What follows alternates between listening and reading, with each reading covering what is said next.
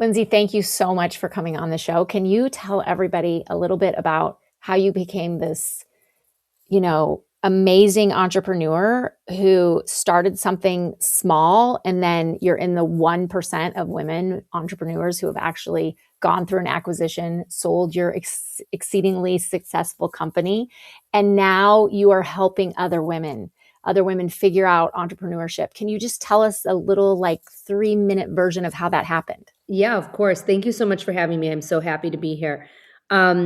So basically what happened was I got pregnant and I realized that I did not have any pregnant friends, and no one wants to hear about your woes of pregnancy when they're not pregnant, when they're not pregnant themselves. And I don't care what they say, but they just don't. So I said to my husband, there has to be some kind of business in this. I need to find community. We were transplants to Chicago and my family lived far away and I needed support. And so I started hosting events for expectant parents. Very simply, a prenatal workout. I did a shopping event, and this was before social media. So it wasn't like I posted on Facebook or Instagram. It really was, I sent an email out to everyone I knew and I said, if you know someone who's pregnant, please let them know about this. And through word of mouth, we started filling these events. And then as women came to the events, they were like, well, what's next? And so we started bringing in guest speakers. We started bringing in lactation consultants and sleep experts and pediatricians, and really helping to get parents ready, or expectant parents ready for parenthood. And that was the premise of Bump Club and Beyond. Bump Club and Beyond was a community that connected parents and parents to be with the best products, resources, information, and each other. And so I spent the next 10 years growing this business. My background is in advertising and marketing. I worked at the Hearst Corporation for 10 years prior. And after I had my daughter, I had worked on my business a lot during maternity leave. You'll appreciate this because you're a doctor, but I had a baby who slept a lot. And I always say that if I started Bump Club when my second daughter was born, there would not have been any Bump Club because she didn't sleep for 10 years. So thankfully, this was with my first daughter. And during maternity leave, I really spent a lot of time getting this business up and running. And by the time it was, maternity leave was over, I went back to work. And I had a boss at the time who was recently divorced and did not have kids and was past childbearing years. And she made a comment to me when I came back that if she found out I was working on my side hustle, which she knew about, there would be repercussions. And a very unfair statement coming to someone who I always met my goals, I always exceeded my goals. And I said to my husband, you know what?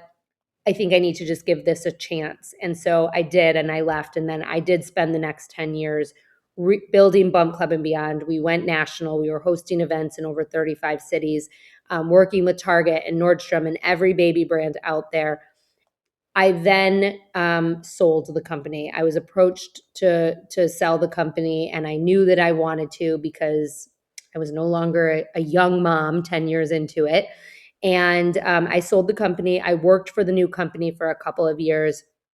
It was awful going back to corporate America, and it was awful. The whole thing was just awful working for people who did not believe in my vision, even though they told me they did when they bought my company. And so once I was working there, it was, 2 years in, I made the decision that I had to leave. And when I left, I really wanted to make a difference for other women entrepreneurs. I had learned a lot along the way. I had learned a lot through the sale and acquisition. I had learned a lot going back to corporate America.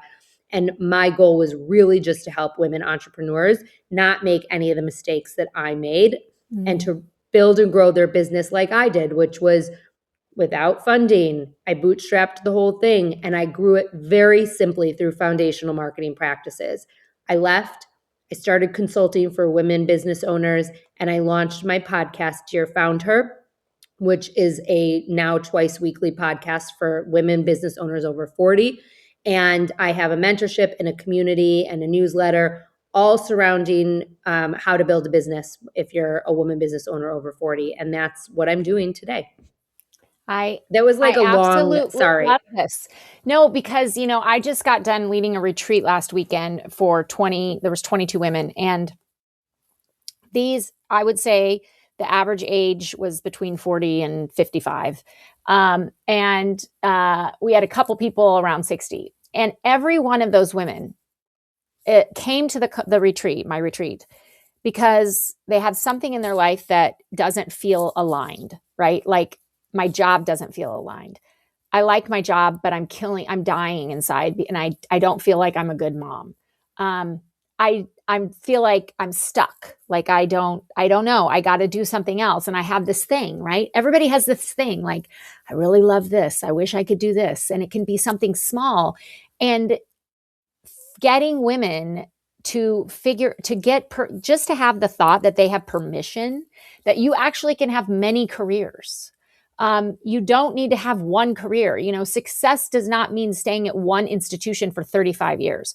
Maybe it did 30 years ago, but that's not how the world works in today. And I feel like, especially in healthcare where I work, it's like you get in this institution, you get on this path, and you do not veer off of it. And if you even have thoughts that you want to veer off of that path, somehow you're a failure. So I love that you're doing this for women over 40, because I know so many women that what you just said is speaking to their soul. Like they also have this thought like, I'm too old. I can't make a pivot. I can't change. But here's the thing with that comment in and of itself. What a lot of women don't realize is that when you are over 40, you come to entrepreneurship with experience that younger entrepreneurs don't have. You are at your prime for starting a business.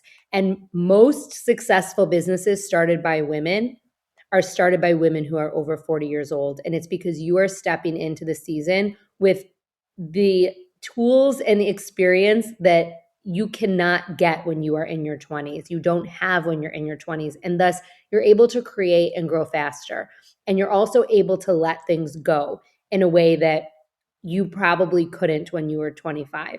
And I will say that that's been like the biggest kind of like pushback I think that I get from women is like, oh, but like, am I too old for this? And the answer is no. It is a resounding no. Like, you are not too old to start something. And something else that I want to say based on what you just mentioned is not only are we no longer kind of in this linear path of, being at an institution for our whole career. What we're seeing now is people are doing multiple things. So even if someone is at an institution, oftentimes you see people giving keynote speeches or writing a book or doing other things that lend to their career. And even like with myself, like, yes, my main career is helping women over 40 in their businesses, but I also do a lot of advocacy work, and that's something else that I do. And so, it's okay to do multiple things and to, cut your time in half and to allot your time for different parts of your life. Yeah. And I think, society really looks at men who do this as like, like they're celebrated for doing this, right? Men are celebrated for having multiple careers, from hopping from one thing and climbing the ladder. Men, even if they're in an institution, in a company, are celebrated for being good speakers, or, oh, you've got this side thing, where most of the comments come from a place of like questioning us, like, oh, you do advocacy work and you run this huge company and you're a mom. How do you do that? Right. So it places doubt in our mind, and it's like this kind of passive aggressive. Basically what they're saying is like, how are you that and a good mom? Or how are you a doctor and how are you a good doctor if you're giving keynote speeches? We get questioned, I think, as women, for our ambition or our ability to do multiple things at once. People have a hard time like seeing a woman do that. That's how I feel, and that's what I've experienced. Have you experienced something similar? I agree with you. And two things that I want to say about that. When I left my job at Hearst, keep in mind, my boss was a woman, and she said to me, I know that you have a side hustle or a side gig. And, if I find out that, you're working on it, then there's going to be issues.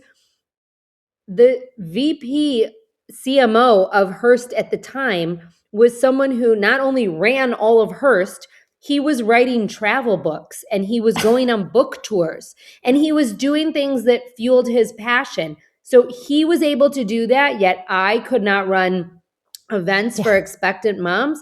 It was really such a hypocritical comment. And that was part of why I left. I said to my husband, every executive at this company has something else that they do. They're all Yeah. writing books, they're all doing things. Why can't I? So that's the Yes. first thing. And then the second thing is, yes, people still ask me all the time, like, how do you do so much? And there really is no answer. And what I usually say is, everyone has a different size plate. And I know that my plate is big. And I know that I am capable of doing a lot more than other people. Not everyone is capable of filling their plate the way I do. I actually thrive when I have more going on. I am more productive when I have more going on. And I'm very self aware of that. I have a new client and we were meeting the other day, and I said to her, if I'm pushing you too hard and if I'm giving you too much to do, I need you to tell me. I recognize that I can take on a lot, and it's Mm-hmm. oftentimes more than what other people can take on. But I also recognize that, like, you might not have that size plate and you just have to let me know. And so, yes, I do get that all the time. But at the end of the day, I don't care. I do what I want to do. I never compromise my family and my kids. And I'm so thankful I have a supportive husband who, will say to me, yes, like, you can go, if you have to fly to New York for a client, go fly to New York for a client. Like, I got this, don't worry. But my kids are used to it. And I also think it's been very beneficial for them to see me work like this. Yeah. Yeah. Yes, absolutely. I mean, that's one of the biggest reasons why I started my company and why I'm doing this work. Because I have a daughter and I want her to see that. I want her to see that, like, no one can, the world is going to limit you and define you your whole life. And you just have to define yourself, and you have to have the courage to do the thing that is put on in you and that only you can do, right? And it's really interesting, though, because I feel like there comes this kind of, I just turned 50 this year, and it was really monumental for me, in a way, because I had gone through a couple things in the last couple of years, a couple big kind of life traumatic losses. And then I turned 50. And both of those events, and then me turning 50, was just a really good year in 2025 to just self-reflect and get really granular. Like, am I doing this because I'm good at it? Am I doing this thing because I love it? Or am I doing this because I'm actually really passionate about it? And, like, what do I want the next 10 years of my career and my life to look at? And being very intentional. But that has come at a cost. Like, getting intentional and living life and according to your priorities, it comes at a cost. Like, I don't have all the same friends I had last year. I don't have all the same circle. I have had some loneliness. I've had some times where I've questioned, like, wow, I thought that person was going to go with me to the next level of Sasha. And actually they're not interested in the next level of Sasha. They like this Sasha, right? They're okay with that. Or, even just my ego and my identity, as I think we shift and we change. I've had some really long, like, whoa, that was not good. I'm doing this new thing. I'm creating this new business that I don't know what I'm doing, quite honest. And it's scary. And I know my other business. Like, I know Brave Enough. I know I feel good about that. But this other thing I'm starting is terrifying. Just like I know how to do cardiac anesthesia. I could do that in my sleep, but I don't know about this. And my ego has taken a hit, right? So I've had failures this last year. And all of that to say that what I have found to be so important is community and not isolating myself. Because I think when we go through transitions and when we may lose some friendships because of a career transition or a life transition, it's so easy to just feel isolated and alone and feel unworthy of other people or afraid of being vulnerable, and just even you kind of like recess even more. And, like, I don't want to tell my friends, the few friends I still have in my circle that I used to have, like, I don't want to tell them I'm really struggling. I made a big mistake in my business and I launched this thing and it didn't work. Or I don't know what I'm doing and I'm having terrible anxiety at 3 a.m. Because I'm like, what if they don't like that version of me? What if they don't want to hear? What if they're struggling and now I'm adding to their, burden? But that's exactly what we need. Wouldn't you say? You lead a large community of entrepreneur women between this age. And I'm just wondering, can you talk about the importance of community when we are in the struggle? Yes. So it's interesting because when I started Dear FoundHer, I started it as a podcast. That was what it started as. I was doing some consulting projects and I started this podcast. And then people started asking me, well, can we meet in person? Like listeners were like, we want to meet the other listeners. And I was like, oh, okay. And we were like kind of coming out of COVID at that point. It was like early 2022. And so there were still a lot of people who were very kind of reserved about being in public. And so we started hosting events and people were showing up in droves. And at the time, I was really kind of sharing this community with all women entrepreneurs. I didn't have that over 40 caveat. And you don't have to be over 40 to come to Dear FoundHer, but that was a stake in the ground. And I'll get to that in a minute. So people were coming to these events and I was seeing these connections that they were building. And then they were asking me like, I want to work with you. And I didn't want to work with people one-on-one. I was telling women business owners the same thing, like everyone. And so I felt it was very silly to be doing this one-on-one with everyone. And so I created a group mentorship. And the most surprising thing that came out of the group mentorship were the relationships that these cohorts started forming with each other. And it was amazing to watch. Like these women who didn't know each other beforehand were showing up to our weekly meetings and they were forming friendships. And they often say to me, like, I came for the marketing advice, I came for the business help, but I left with friends. And that was the biggest surprise to me. And at the end of the first year of my first cohort of my group mentorship, it was probably like 8 months in, it's a year-long program. They all came to me during one meeting and they were like, what are we going to do when this is over? Because we don't want to leave. Yeah. And so I created my next kind of bigger community, which was the Dear FoundHer Forum. And that was a group that any woman business owner could come into. You didn't have to do my group mentorship. And it became a container to carry through these relationships that were forming in my mentorship. And now we have probably about 200 women in the forum. Some are through my mentorship, some are not. And without fail, the feedback that I constantly get is like, I came for the networking, but I've left with friends. And very similar to what you just said, like, I don't know if I could tell my friends about a failure in business. Everyone in this group knows that they can tell each other anything, and they do. And these women are meeting offline, like they're all across the country. So like some of them are, I just saw a post the other day that was like, is anyone in the Philadelphia area? Do you want to get coffee? Like I see these posts all the time. And so even if I'm not necessarily facilitating the meetups always, they absolutely can and should be meeting up on their own. And they're forming, like my original cohort of my group mentorship met in New York this fall on their own. I actually happened to be there. And so I went and I joined them for a little bit, but like they planned a trip together. So to answer your question, yes, community is so important. And it really is community surrounding something that interests you and something that people are going through the same situation that you're going through. And that's why this works, because these women are all over 40. They're all starting businesses, many for different reasons. Some are leaving corporate America. Some are coming back from being a stay-at-home mom. There are all different situations, but they're all starting businesses later in life. They don't all have the technology knowledge that a younger founder has. So they're a little bit insecure sometimes about social media and about like the tech situation. And they just want to learn from one another. Also, when you're this age, I think there's just a lot less bullshit. And like people just like, no one's like gatekeeping their resources. You know what I mean? So it's like, oh, you need a good web person. Here's mine. Like, yes, no one cares. Everyone wants everyone to succeed. And so community is really what fuels that. And it's finding the right community to do that. Yes. And it's also like being brave enough to say like, I need community. I can't do this by myself, right? I need other people's opinions and ideas. And, I mean, this happens in my community all the time, like after our events. I always say, like, every year I put on this conference and retreats, and everybody wants to know, like, what's the theme and what are we going to be talking about?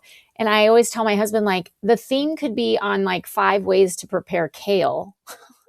It's not about the theme. It's not about like what we're talking about. I mean, yes, I provide value through that, but it's the connections that happen around the table when I throw out a question and everybody's supposed to talk about it. And then 4 months later, they're in Mexico City on a girls' trip. Like, that's why my community is successful. It's not Yes. because of what we actually talk about as much as like the connections that happen and the real true vulnerability where people feel safe, that like, this is a safe place. I can let my walls down. I'm not Dr. So-and-so in a white coat or doing surgery. I'm like, Kelly, or I'm Jan. There's And no egos. yes, no egos, but it's really, really important. And so one thing I get all the time is like this comment and this feeling of, friendship and community connection being selfish. It's like, well, I need to spend time with my kids. I need to, do this thing for work. And joining this community or joining this forum or going to this event, all for me seems selfish. Or going on a girls' trip seems selfish. And, I coach mostly women physicians or women in like high achieving things who are working like, part-time for them is working 40 hours a week. So what is your response to that? Because I don't know if you experience that in your community, but I definitely feel like 50% of the time I spend coaching is convincing women that they deserve time for themselves and they deserve time with other women. So this is a question that I've gotten since I became an entrepreneur 16 years ago, and my answer is always the same. And that is, you have to fill your own cup before you can fill the cup of others.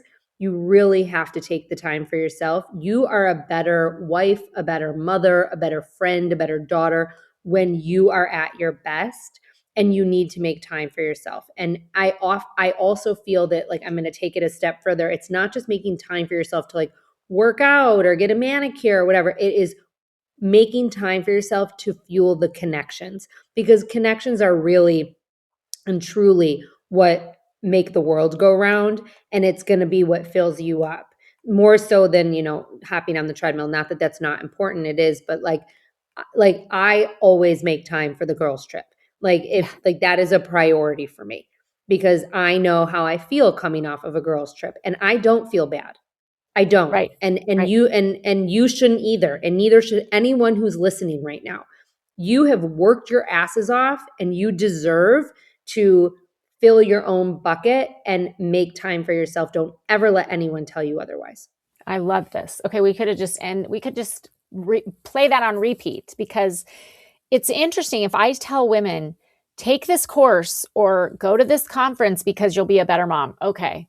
Or you'll be a better doctor. You're going to learn how to be a better doctor. They'll say, okay. But if I just say, do it for you, do it for yourself, they're like, oh, it's like this limiting belief that we have that we are supposed to put ourselves last. It's like being a good mom, being a good wife, being a good doctor, being a good fill in the blank is putting yourself last. No, like if you are burned out, if you are a shell of a person, if you can't get through a day without feeling like you're going to break down or have tears, or if you're disengaged from your family because you're so empty, you are not a good mom. You are not a good wife. You are not a good friend or sister or fill in the blank. So it's something that I wish like I could gift every woman the belief that she deserves that. I mean, that's really the biggest limiting belief that I see. And I love that your message and what you just said to us, because it's not coming from a place of someone who doesn't do all the things and know what it's like and how hard it is to prioritize yourself. You're speaking from someone in the trenches who's doing this. Even if it's like a dinner, right? Like a girls' dinner, how many times do you get to a point where like it's 6 o'clock, you have a girls' dinner on the calendar and you're like, oh, like I just want to like get in my sweats and get into bed, right? No. The answer is no. You go to the girls' dinner always. and you don't feel bad about it. Your kids will be just fine. Throw some chicken nuggets in the oven and feed them, and they will be just fine, especially if Correct. they're on the older end. You have to fill your own bucket with connections and not with emptiness, not with a TV show or a podcast. Like, you have to really get out there and have those interactions with people you care about and not deprioritize those. You need to really, is that even a word, deprioritize? I don't even know, but you need to prioritize those relationships and those Yes. connections. Period. Yes. Yes. Oh, this was so good. Okay. Tell our listeners, how can they follow you, find you, do all the things? Yes. So all you have to do is go to @Dear FoundHer on Instagram, and everything is there. My website, my podcast, links to my community and my newsletter. They're all in the link in bio right there on my Instagram profile. Please make sure that you say hi if you start following me. It is me. I respond, and I respond to messages. There are some automations, but I usually do respond as well. So I'd love to meet you. So come on over. Thank you so much. Okay, so we learned so many amazing things today, ladies. And I just hope that you will sit after this podcast for 1 or 2 minutes and just reflect on all of the amazing pearls and tips and suggestions, because this is the kind of thing that is really important for your soul, to have these connections and to do these brave pivots, even if you are afraid. Like I always say, follow the fear, because joy is typically around the corner. But be brave enough and courageous enough to pour into yourself. And as she said, get in front of real people, not on a computer, but actually real people in real time, and connect with others. And as always, live brave.